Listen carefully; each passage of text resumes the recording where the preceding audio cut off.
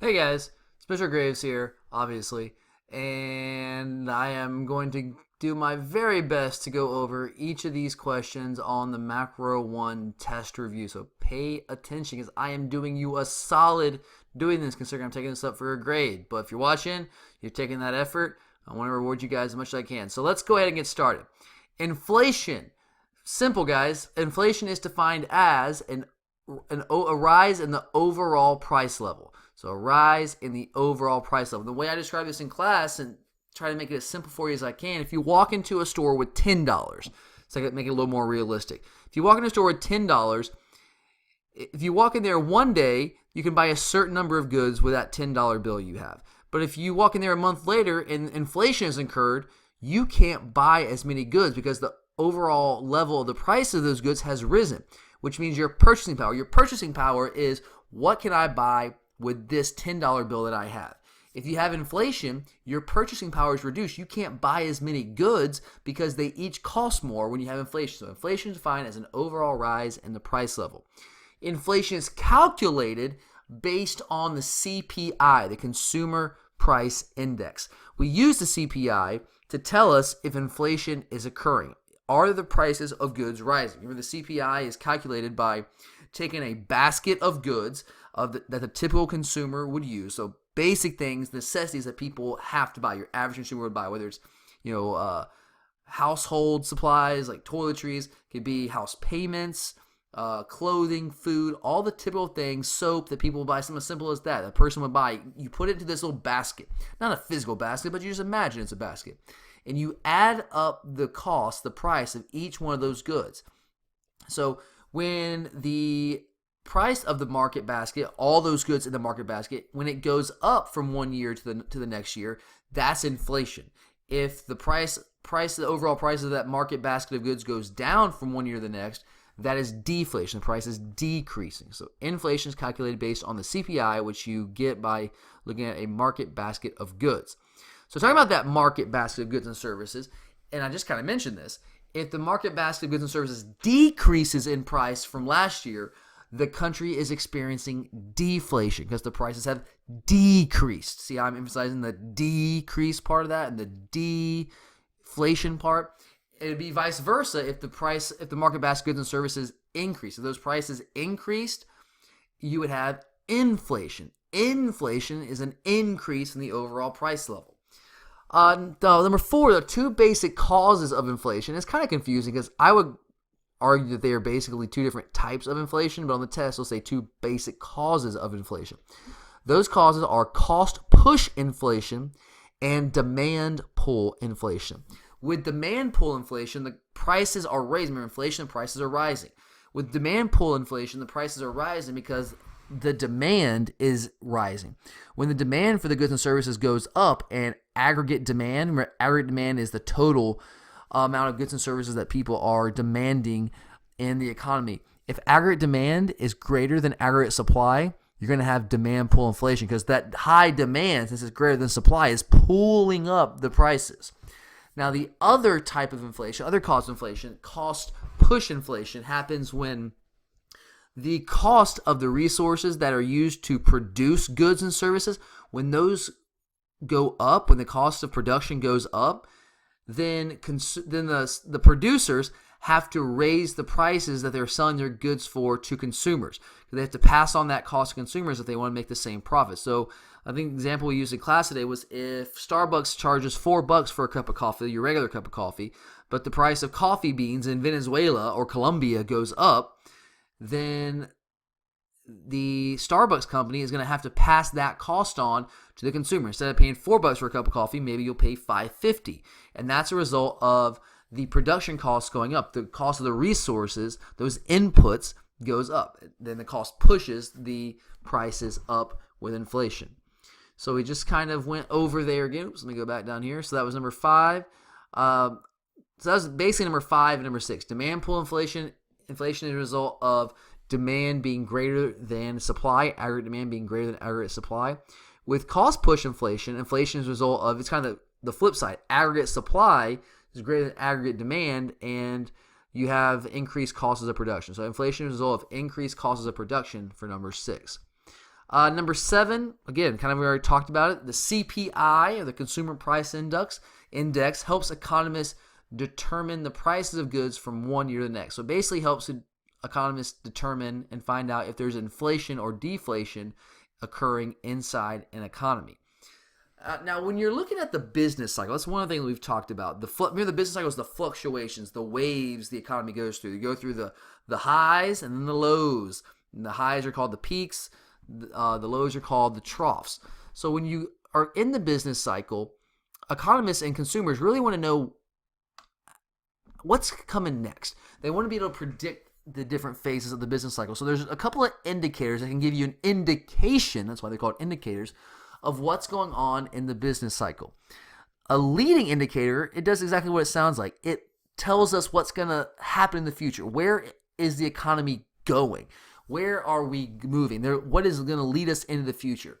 The biggest leading indicator is stock market returns. If people are getting a lot of money return from their stock that they own, so if they're getting high dividends, if they're getting a lot of money paid out for that, that's a sign the economy is doing really well, that we might be heading into some economic growth. However, people who own stock are getting paid very little in their dividends.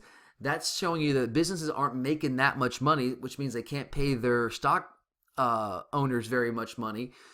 So that might be a sign the economy is heading on the downside. It might be heading into some sort of a recession. A coincident indicator is something that tells us where we are currently. Remember the C, coincident, C for currently.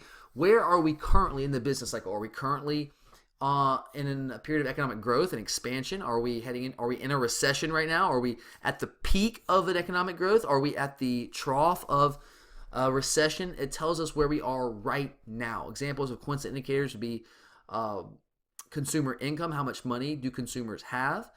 Also, you can look at sales volume. How much are people actually buying? If people are buying a lot of things, it means they have a lot of money, so the economy's doing well. If people aren't buying that much, like they weren't during the recession of 2008, that's a sign that we are in a recession.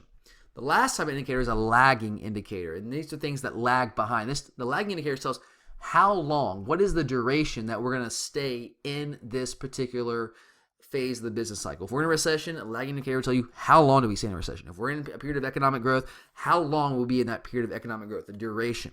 And the unemployment rate is the primary lagging indicator that economists use. All right, let's move on to the second page here. Oh, I guess I just answered that one. Number 11, the primary lagging indicator used by economists is, if you were paying attention, the unemployment rate. GDP was the very first thing we talked about in this. You're looking at number 12. GDP can be defined as the value of all the goods and new and final goods and services produced within a country in a given time period. So they have to be new goods. They have to, like new production, have to be the final product, as be like the car, for example, and not the tire. And they have to be produced within the borders of the country during a given time period. That is GDP. Now, for number 13, I actually, after you guys left class today, some people asked me this question, asked for help on this question, and I told you the wrong thing. Is when you left, I just had an epiphany. I was sitting there, I was like, oh my God, I told them the wrong thing. I don't know what I was thinking. I probably wasn't thinking. But the greatest percentage of the United States GDP comes from consumer spending. I told a couple people government spending, and I think I was talking about government spending, and it just came out of my mouth, and I just was an idiot. But it's actually consumer spending there. Most of the GDP, if you're calculating the four components of GDP, you've got consumer spending, business investment, government spending, and net exports. The greatest percentage of the U.S. GDP comes from consumer spending, what people are actually buying out there. The least percentage would be net exports. Actually, the U.S. net exports is currently in the negative, and it usually is in the negative. We usually import more than we export. Number 14, a country's standard of living, how good is the life of the people who live there, is best measured not just by GDP, but more specifically per capita GDP. Per capita GDP is adjusted for populations. For per capita GDP, you take the GDP, you add up the C plus I plus G plus X minus M, and then you divide it by population to get per capita GDP. And the reason you do that is because it really tells you, okay, how good is the average life of a person in your country? Because if you are like China, you have 1 billion plus people in your country, well, yeah, your GDP is going to be really high. But you have 1 billion people. Just because your GDP is high doesn't mean that everyone's life is really good. So by dividing it by your population, it gives you a much better measure of how people live inside of a country. Remember, a recession, the technical definition of a recession is a decline in GDP for 6 consecutive months. It's got to be 6 consecutive months for you to be in a official recession. I'm talking about the labor force and workers out in the marketplace. You can have what we call a discouraged worker. For number 16, a discouraged worker is an individual who has been looking for a job but has given up looking for a job because they can't find one. Just think about the name, discouraged worker. They are discouraged. They're depressed. They've looked for a job for a long time. They can't find one, so they stop looking. And discouraged workers are not included in the unemployment rate, which is one of the limitations. If you have these people who aren't looking for jobs anymore because they've given up, well, they should be counting the unemployment rate, but they're not.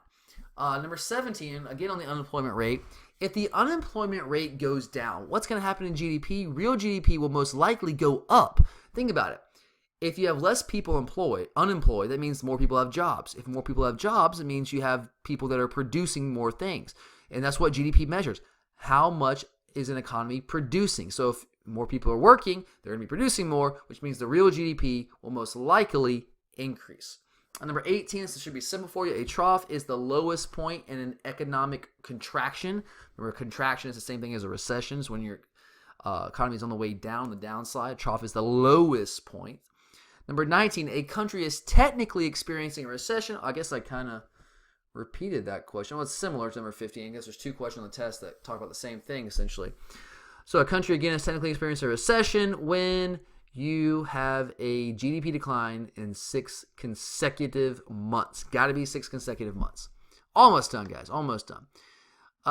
Number 20.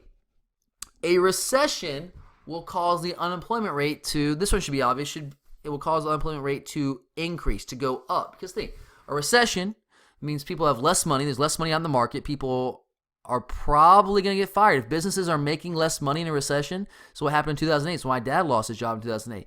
Businesses just weren't making as much money because people didn't have as much money to spend. When businesses don't make as much money, they got to lay off workers. Then those workers don't have as much money to spend, so they buy less from companies. It means companies are making even less money, and companies have to fire even more workers. And at least this kind of vicious cycle. So recessions do cause the unemployment rate to rise, to go up.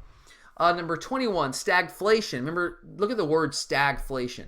It's a combination of the word stagnant, which means not much movement, kind of staying where you are, and inflation. So put those 2 words together, you got stagflation.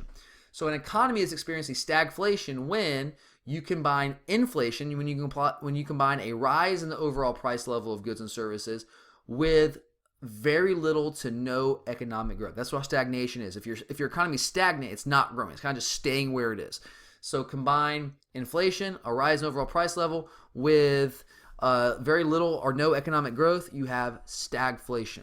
Number 22, by investing in training programs for in-demand industries, the government would be attempting to address the problem of structural unemployment. Remember, structural unemployment is when people lose jobs not because of their own fault, but because there's a change in the structure of the economy. Maybe consumers don't, their preferences, their taste change. Like the example I use is like taxi drivers. Nobody really wants taxi drivers anymore because you can get Uber. Who wants to get in a weird, ugly, crappy van, yellow van, where you can just call a nice black Uber sedan and go ride in style? So taxi drivers might be losing their jobs, but it's not their fault. It's the change in the structure of the economy. So if you invest in training programs for an in-demand industry, the government's attempting to address the problem of structural unemployment. You might train farmers in how to work in the computer industry. Number 23, 2 more. Input costs, technology, government tools, and resources are all examples of determinants of aggregate supply. These are things that are going to shift the aggregate supply curve right or left. So if input costs go up, the cost of the resources, they go up. If the price of coffee beans goes up, the aggregate supply curve is going to shift to the left because you can't produce as much. If you have an increase in technology, you get some new technology, some new coffee makers, some new robotic coffee makers, well, that's going to increase supply to the right. So that's shifting the supply curve. Those are determinants of aggregate supply. And number 24, last one, full employment can be defined as 5% or less unemployment. So if you're at 95% or higher unemployment, then you are considered as an economy to be fully employed. There you have it, guys. Hope it helped. Study hard. Good luck.